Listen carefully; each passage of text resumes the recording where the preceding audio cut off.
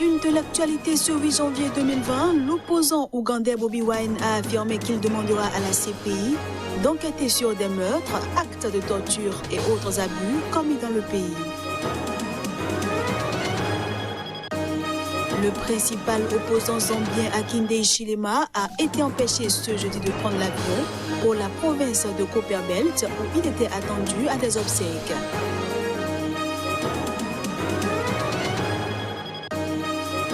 Et puis chaos à Washington, des mouvements citoyens en République démocratique du Congo ont estimé ce jeudi que le refus de quitter le pouvoir après une défaite électorale n'était pas l'apanage des seuls Africains.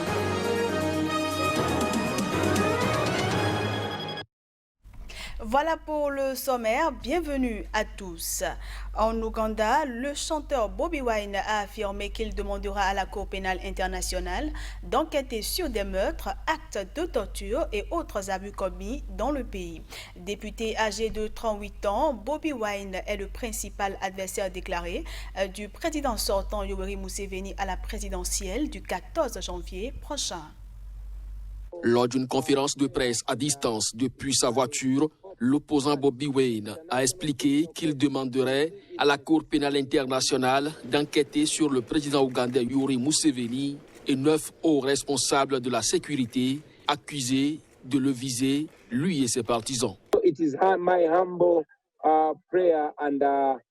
C'est mon humble prière et j'espère que la Cour pénale internationale considérera qu'il est nécessaire et même viable de faire en sorte que le général Museveni, le général Eri Tumwine et bien d'autres soient présentés à la Cour pénale internationale parce que la justice devrait poursuivre tout le monde. Sinon, le peuple ougandais souffre continuellement dans l'obscurité.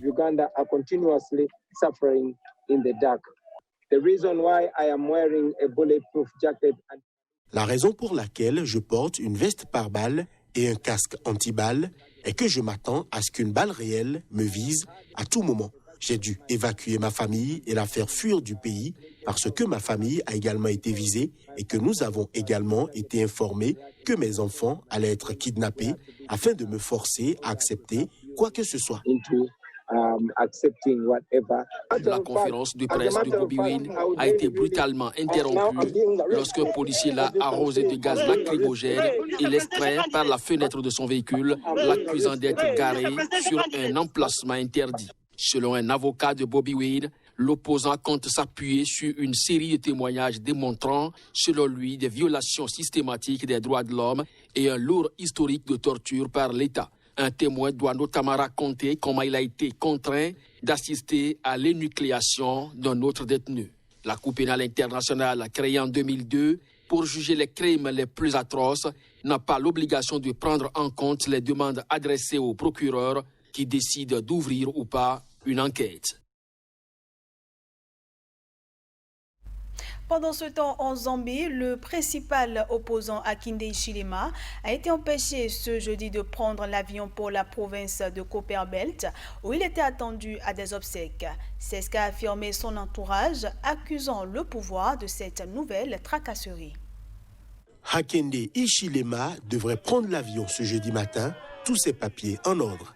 Mais à l'aéroport, le leader du Parti uni pour le développement national, UPND, et sa délégation ont appris que le vol avait été supprimé. Malheureusement, nous avons reçu ces instructions officielles affirmant que personne n'est autorisé à voler vers la province de Copperbelt, leur a expliqué un responsable. Les vols internationaux sont autorisés, mais pas les avions régionaux aujourd'hui. Donc, nous avons dû annuler le vol, ajoute cet homme en gilet jaune, quelques heures après que le président Edgar Lungu se soit rendu dans la même région pour y visiter des projets de développement selon le gouvernement. Un proche de Hakainde Hichilema, Clayson Amasaka, a expliqué que la bête noire du président avait sciemment décalé son départ de 2 heures pour éviter que les deux hommes ne se croisent à l'aéroport. Mais malheureusement, nous avons été empêchés de partir, a-t-il affirmé. Interrogé, le ministre de la Défense a dit ne pas être au courant. Idem pour son collègue des Transports. Hakainde Hichilema est candidat pour la 6e fois à la présidentielle prévue en août. Il avait perdu de peu en 2016 avant de passer 4 mois en prison pour trahison pour avoir contesté ce résultat. L'ensemble de l'opposition ivoirienne qui avait boycotté la dernière présidentielle et appelé à la désobéissance civile a annoncé sa participation aux élections législatives du 6 mars prochain avec pour objectif de remporter le Parlement. C'était ce jeudi à Abidjan. Elle l'a voulu solennelle, cette annonce de participation aux prochaines législatives en Côte d'Ivoire. La coalition des plateformes et des partis politiques d'opposition ce jeudi à Abidjan a annoncé les couleurs de ce rendez-vous électoral après celui de la présidentielle qu'elle a boycotté fin octobre dernier. La coalition des plateformes et des partis politiques de l'opposition voudrait vous annoncer aujourd'hui de façon solennelle qu'elle participera aux élections à venir. C'est comme une revanche que cette coalition entend prendre après la présidentielle. Elle n'a pu empêcher Alassane Ouattara de retourner à la présidence. Le contre-pouvoir peut s'exercer du Parlement. Nous n'allons pas pour faire la figuration. Nous allons pour remporter le Parlement. Et nous le remporterons. Je crois qu'il faut être certain, malgré les difficultés, nous allons y aller et nous allons remporter ces élections parce que le débat se situe à ce niveau, au niveau du Parlement. Ce débat se situe au niveau de la représentation de la nation et nous n'avons pas le droit d'y être absents. Les deux principaux partis d'opposition, le PDCI et le Front populaire ivoirien, FPI, de l'ancien président Laurent Gbagbo, font partie de cette coalition des plateformes. Le 23 décembre, le FPI, qui boycottait tous les scrutins depuis 10 ans, avait déjà annoncé son retour dans l'arène électorale.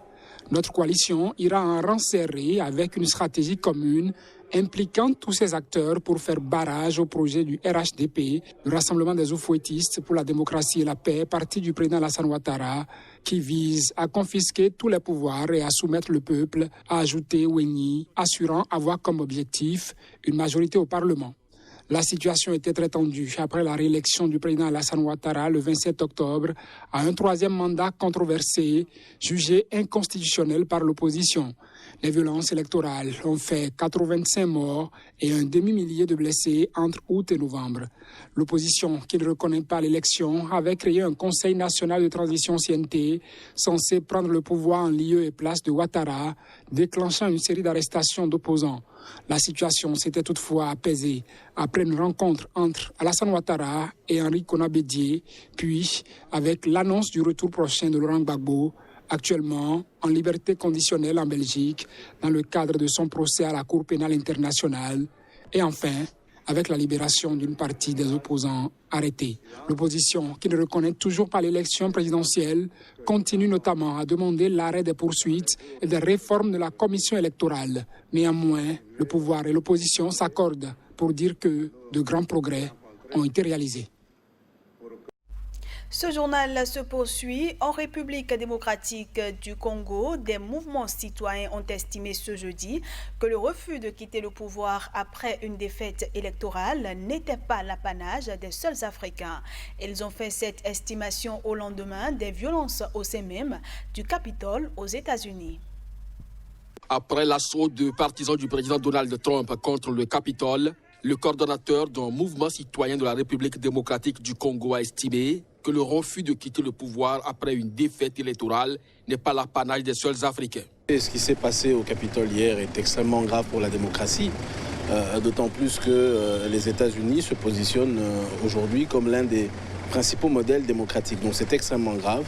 Moi personnellement et nous condamnons ces actes-là, actes inciviques. Condamnons également les débordements qu'il y a eu apparemment au niveau quand même des services de sécurité et demandons au président Trump de respecter la passation pacifique du pouvoir.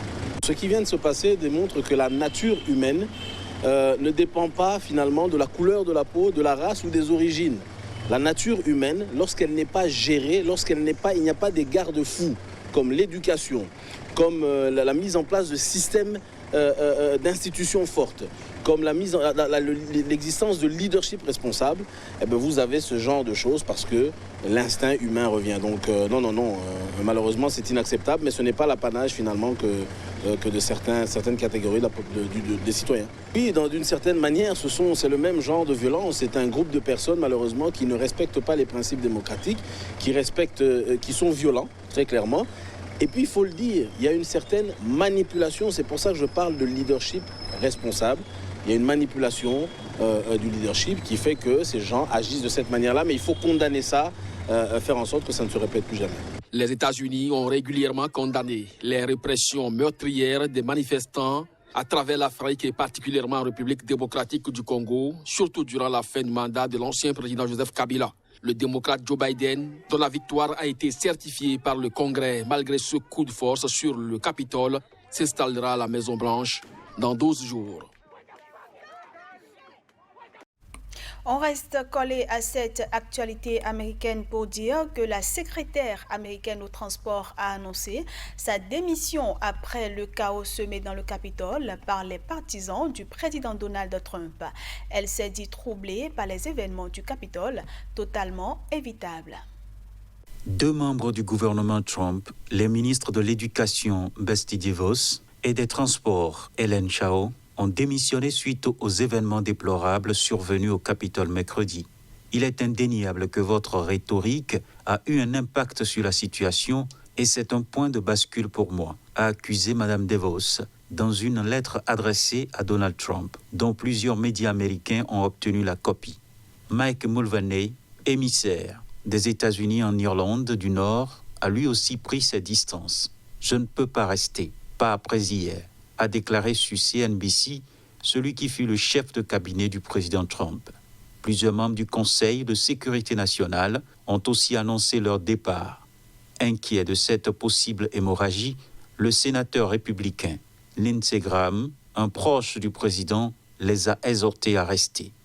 Donald Trump, accusé par Joe Biden d'avoir miné la démocratie, a lancé un rare appel à la réconciliation condamnant une attaque odieuse sur le Capitole au lendemain des événements sans évoquer une quelconque responsabilité dans les violences.